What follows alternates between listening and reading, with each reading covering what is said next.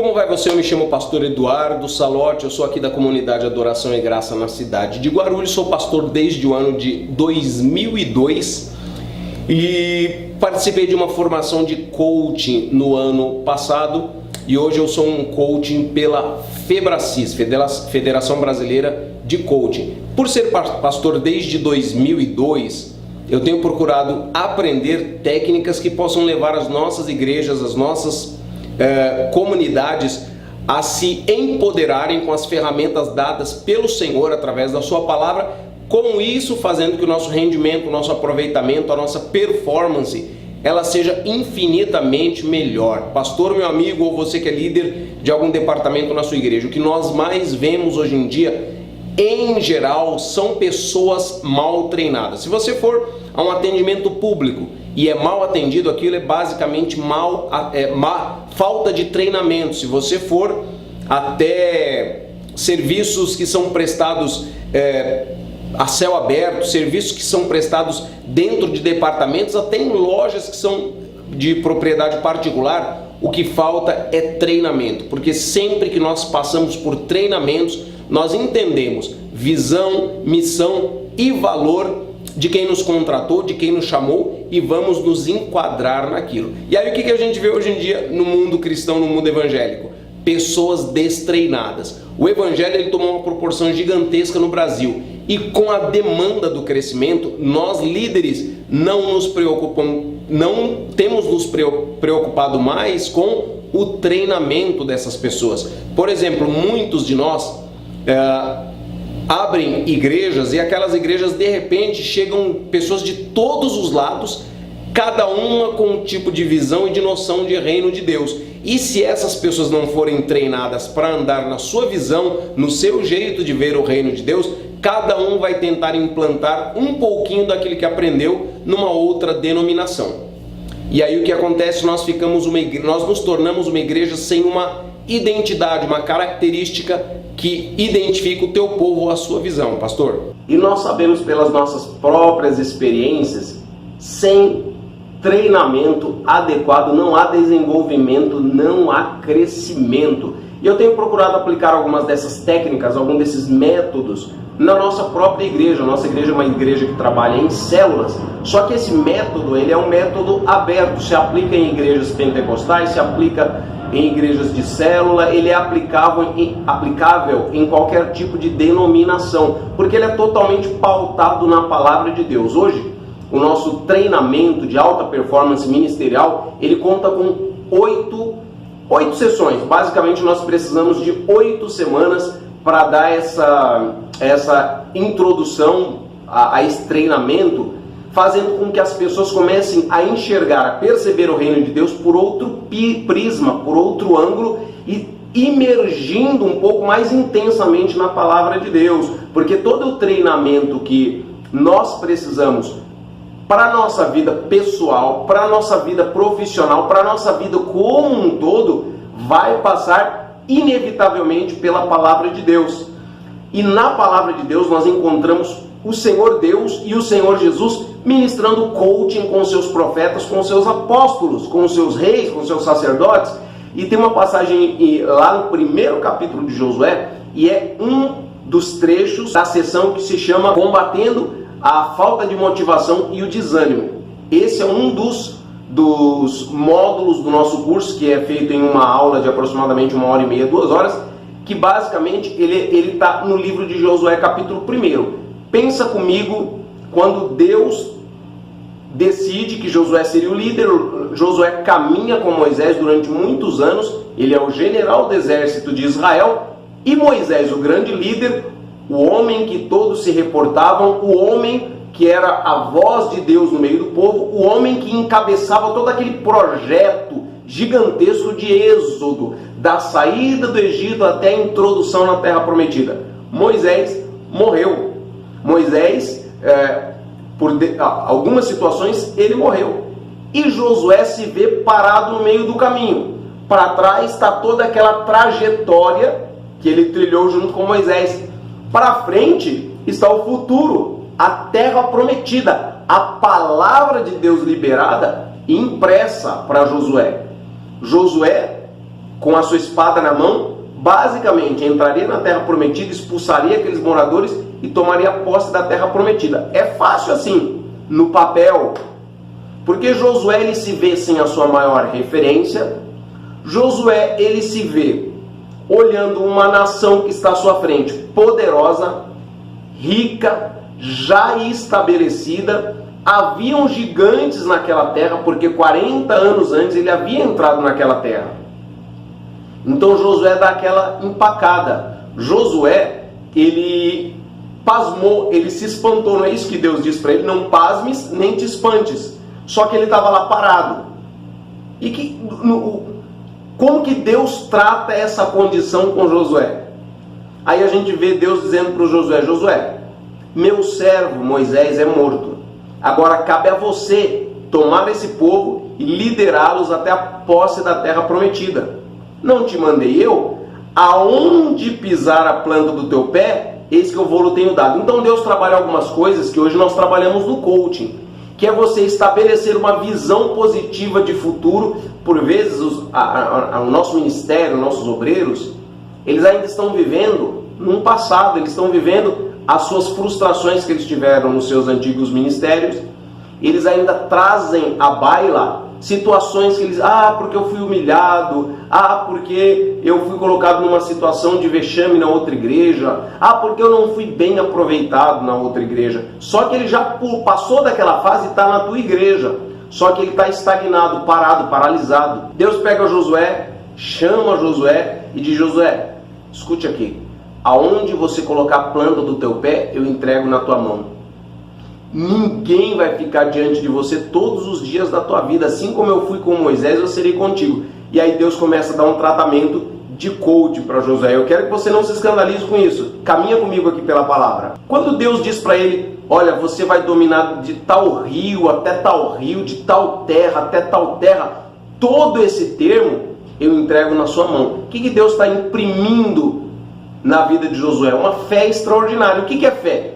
Fé para nós, a ciência explica como uma visão de futuro. Nós chamamos de fé, a ciência chama de visão de futuro. E a Bíblia Sagrada diz lá em Romanos 4, versículo 7, que Paulo faz uma exaltação a Deus naquela condição de Abraão, que estava sem ter um filho, e diz assim que Abraão creu num Deus que era poderoso para trazer à existência as coisas que não existem. E essa é a ideia: pegar os obreiros da nossa igreja, da nossa casa, do nosso ministério e fazê-los entrar na palavra de maneira que eles também creiam conosco, que o nosso Deus vai trazer à existência aquilo que ainda não existe.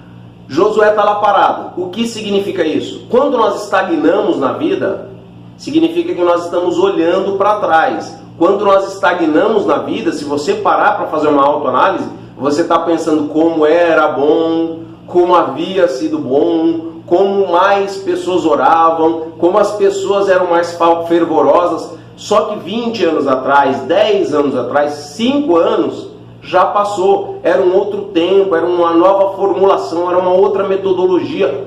Hoje é diferente. Você hoje está no futuro. E hoje você está se preparando para chegar amanhã no futuro. Josué estava parado. Quando você está parado pensando no passado, você está pré-depressivo, porque a depressão nada mais é do que você não vive bem o presente, evita de se preocupar, entre aspas, com o futuro, porque é para lá que você está indo, mas você não pensa no futuro. E você foca onde? No que aconteceu no passado. Meu casamento era mais feliz, eu era mais bonito, eu não tinha barriga, era tão mais simples ser crente antigamente. E a gente começa a ficar igual Josué. Quando Moisés estava na liderança, eu só ia para a batalha, ele ficava lá em cima do monte orando. Quando no tempo de Moisés, gente, Moisés havia morrido. Pastor, as pessoas já saíram de outros ministérios e estão chegando até você. Imprime na sua igreja a visão que você tem de reino de Deus, para que a sua igreja comece a, Isaías 54, expandir. Agora, o que é que Deus usa quando ele vê que Josué está lá parado? Há 40 anos atrás, Deus já havia dado uma visão positiva de futuro para Josué. Você se lembra daquela passagem onde Josué vai até a terra prometida 40 anos antes para espiar, para avaliar, para observar a terra prometida, naquela época, Deus já estava trabalhando no coração do povo com uma coisa que hoje em dia nós chamamos de quadro da visão extraordinária. O que é o quadro da visão extraordinária? Quando você passa por uma sessão de coaching, você aprende isso. Você vai pegar lá uma foto da casa dos sonhos, do carro dos sonhos, da igreja dos sonhos, do trabalho dos sonhos, e vai colocar diante de você. E todo dia antes de dormir, você vai lá, dá aquela olhadinha, fecha os seus olhos, entra naquela imagem, fecha os olhos e começa a se imaginar vivendo aquilo. Você começa a se imaginar dentro daquela mega igreja com aquela banda perfeita, tocando não só afinada, mas com uma unção enorme. Você começa, nós que somos líderes ministeriais e queremos levar o povo a uma visão de reino, você começa a entrar nessa visão de reino. Você para por alguns minutos no fim do seu dia e começa a ser introduzido nessa visão de reino. Foi isso que Deus havia feito com Josué. Quando Josué e Caleb chegam de espiar a terra, isso está em Números 13, eles chegam com uma imagem impressa na mente deles. A terra é boa, a terra mana leite e mel, a terra já está construída e pronta.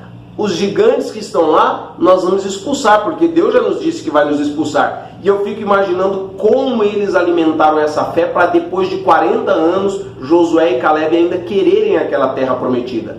Penso eu, na minha vã maneira de pensar, que toda noite eles paravam e fechavam os olhos e imaginavam: eu vou andar naquela praça da qual eu espiei.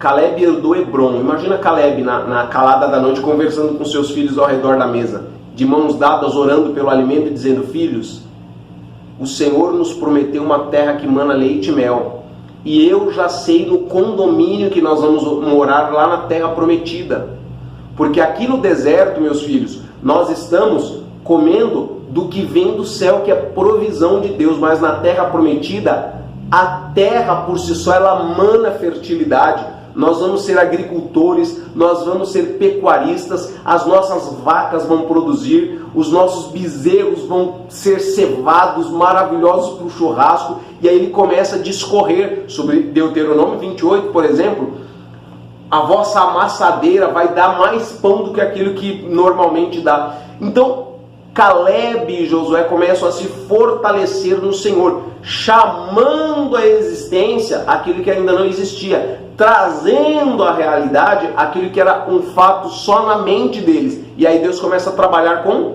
Josué. Josué, você já entrou lá, eu tenho entregue isso na tua mão, ninguém vai parar diante de ti. Então, do versículo 2 ao versículo 5, você vê Deus fazendo promessas e renovando na mente de Josué as promessas. Então ele começa a dar um banho de promessa em Josué.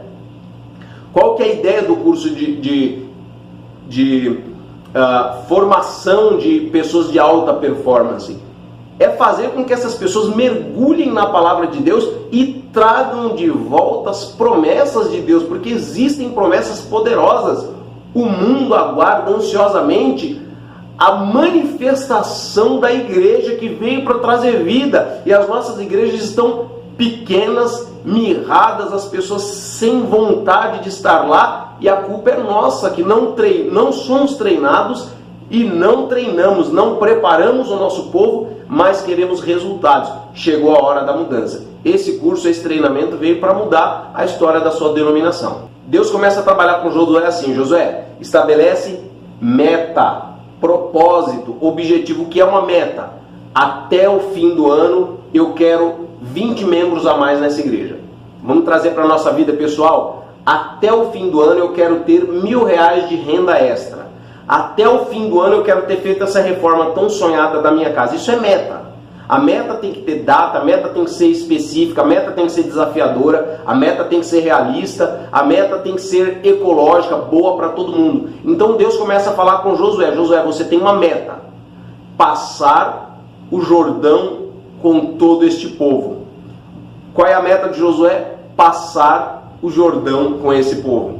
Então nós vamos começar a trabalhar com metas. Na sua igreja, nós vamos estabelecer metas. Os seus obreiros têm que ser desafiados para cumprirem metas. Orar 5 minutos por dia, mas orar com qualidade. Não é aquela oração que por vezes nós fazemos que é já com o joelho em cima da cama, ou uma oração com o celular do lado, ou uma oração sem pé, sem cabeça, uma oração concentrada. Mais vale 5 minutos de uma oração fervorosa e concentrada do que meia hora falando bobagem que nem a pessoa não sabe o que ela está falando diante de Deus por falta de conhecimento da palavra. Você tem que orar a palavra. Então essa é a ideia, levar o seu povo a estabelecer metas. Metas de oração, metas de jejum, metas de evangelização, metas de não faltar em cultos, porque isso, uma coisa importante, a tarefa que nós realizamos para cumprir a meta, ela não pode ser pesarosa, ela não pode doer em nós, ela não pode ser uma coisa chata, tem que ser uma coisa prazerosa. Então ir à igreja, hoje em dia, para algumas pessoas é um peso, porque o louvor é ruim, é muita música, pouca palavra, é um culto que não tem uma coerência. Nós precisamos deixar a nossa igreja ecológica, nós precisamos ter coerência naquilo que nós fazemos. A liturgia do nosso culto tem que ser inteligente. O ser humano tem certas necessidades e nós precisamos respeitar essas necessidades. Nós vamos em determinadas igrejas que se canta 6, 7 músicas antes do pregador assumir. Balanceia isso melhor para que as pessoas tenham prazer em estar na casa do Senhor. Por que as pessoas por vezes preferem uma balada, preferem um bar do que estar na casa do Senhor? Porque lá se prega a santidade, a glória de Deus está lá e as pessoas têm trevas na vida. Não é isso, gente. Nossas igrejas estão oferecendo pouco para as pessoas. Nós não oferecemos uma música de qualidade, nós não oferecemos uma palavra que o intelecto de uma pessoa que não conhece a Deus consiga compreender. Nós queremos pregar escatologia, nós queremos pregar doutrinas celestiais, doutrinas de anjos, nós queremos inventar roda. E Jesus disse, vinde a mim, os que estão cansados e oprimidos, e eu vos aliviarei. Dê o seu jugo pesado, eu te dou meu jugo leve. Acabou a história. Nós não podemos, dentro das nossas igrejas, querer reinventar a roda. Facilita a vida, porque o objetivo da igreja é trazer almas para o reino de Deus. Agora, quando a alma vem, ela não entende o que é pregado na sua igreja, alguma coisa está errada. O que é que Deus faz com Josué? Deus dá a meta para Josué, Deus coloca princípios para que Josué possa cumprir e alcançar a promessa, porque não se iluda, ninguém vive promessa sem cumprir princípios. E aí Deus começa a encher Josué de um entendimento, de uma inteligência para que ele cumpra os princípios para viver aquelas promessas. Quais são os princípios que nós entendemos que Deus ensina para Josué? Ser forte e corajoso. Obedeça a palavra. Cumpra os princípios. Olha só, lê aqui comigo, deixa eu dar um passo aqui para esse lado, aqui, versículos 6, 7, 8 e 9, aqui existem alguns princípios que Josué tem que cumprir para viver a promessa. Nós queremos ensinar o nosso povo, faz uma campanha, a sua vida vai mudar, faz uma campanha que a sua vida vai virar outra, traz o seu dízimo que a sua vida vai mudar. Não é assim, pastor, você sabe que não é assim. Se a pessoa não administrar bem a vida financeira dela, ela não vai prosperar. Se ela gastar mais do que ganha, ela pode ser uma dizimista fiel, ela não vai prosperar. Se ela entregar o dízimo, mas abandonar a casa do Senhor, ela não vai prosperar. E nós precisamos trazer isso, trazer o povo para a realidade da palavra e tirar o povo desse evangelho fantasioso que por vezes nós mesmos pregamos para as nossas igrejas. Então são princípios. Deus diz assim, cumpra os princípios e as coisas vão começar a acontecer. E aí o que Josué tem que fazer? Qual é a colheita que ele tem de cumprir princípios? Serás bem-sucedido, prosperamente te conduzirás, Deus estará contigo, você vai ser prudente em todos os seus caminhos. O que é prudência? Calcular o impacto de uma decisão. Então você vai entrar num nível de prudência. Tudo que você for fazer na sua igreja vai ser calculado o impacto daquela decisão, porque vai haver prudência. Isso a gente está entendendo o quê? Deus trabalhando o moral de Josué, Deus trabalhando o ânimo de Josué, Deus trabalhando o motivacional de Josué. Nossas igrejas estão desmotivadas por causa da nossa liderança. E nós precisamos mudar o nosso mindset, a nossa mentalidade. Lembra-se do que Paulo falou? Transformai-vos pela renovação do vosso entendimento, para que experimenteis a boa, perfeita e agradável vontade de Deus. Romanos 12, 2. A Bíblia diz assim, e tudo que a gente faz tem que ser pautado na palavra de Deus. Hebreus 11, versículo 1. Nós repetimos coisas da palavra de Deus, mas não fazemos aquilo que o próprio Deus diz.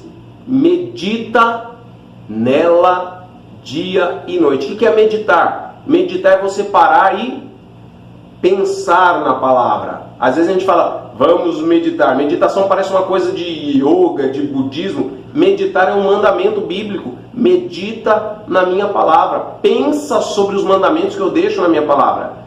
Hebreus 11:1. Ora, a fé, visão extraordinária de futuro, a fé é o firme fundamento do que se espera. O que eu penso desse versículo?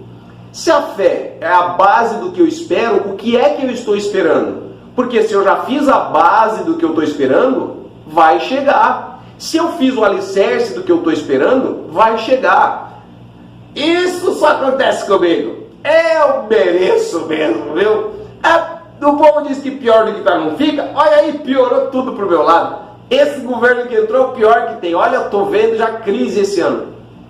Fez a base, vai chegar a crise. Fez a base, vai chegar o problema financeiro. Fez a base, porque a Bíblia não está dizendo assim, creia nas coisas boas e elas vão chegar. Está dizendo assim, a fé é o alicerce das coisas que eu espero. Não está dizendo das coisas boas. De tudo que eu espero. Se eu esperar a catástrofe virá. Se eu imprimir uma visão de futuro espetacular, a fé é o firme fundamento do que eu estou esperando e projetando.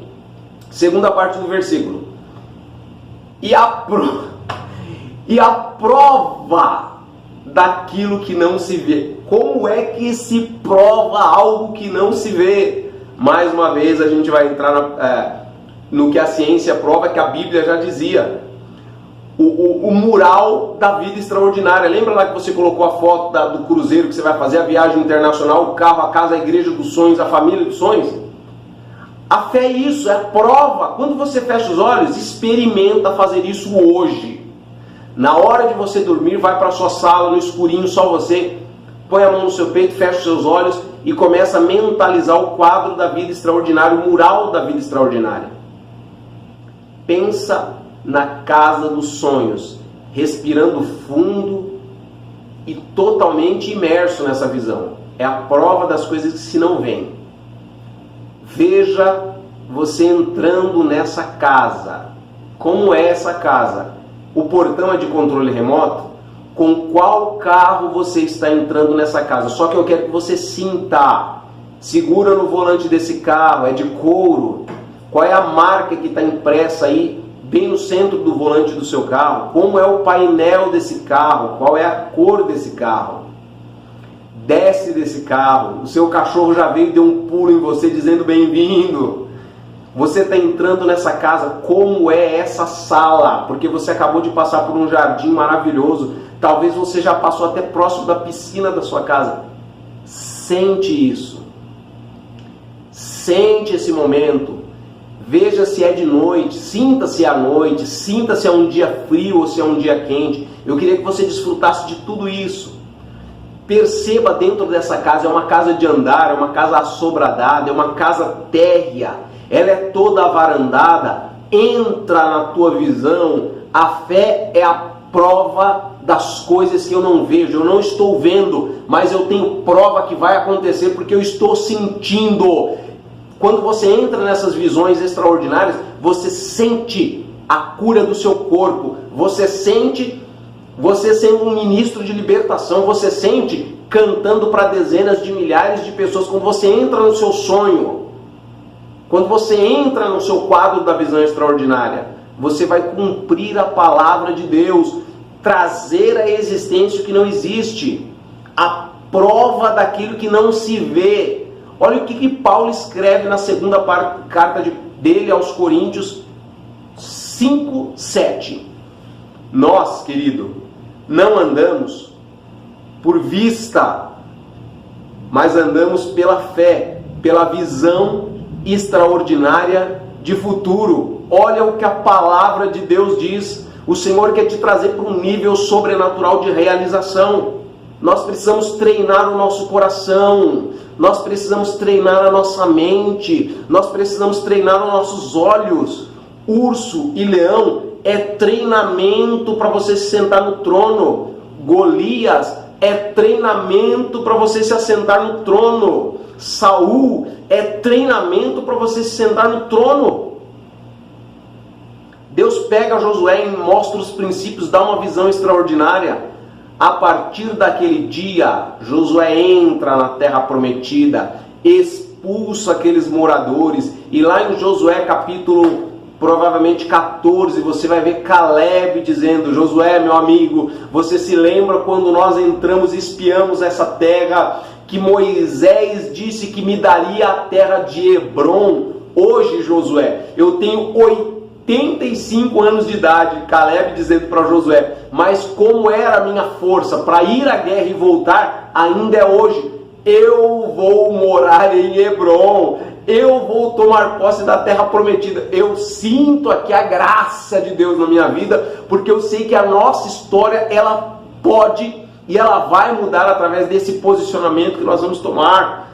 Pastor, Deus te abençoe em nome de Jesus. Líder, você que tem algum trabalho na igreja e quer conhecer mais a fundo esse trabalho de treinamento, eu te convido a entrar em contato comigo. Você vai falar diretamente comigo, talvez com a minha esposa vai pegar o seu contato, nós retornaremos.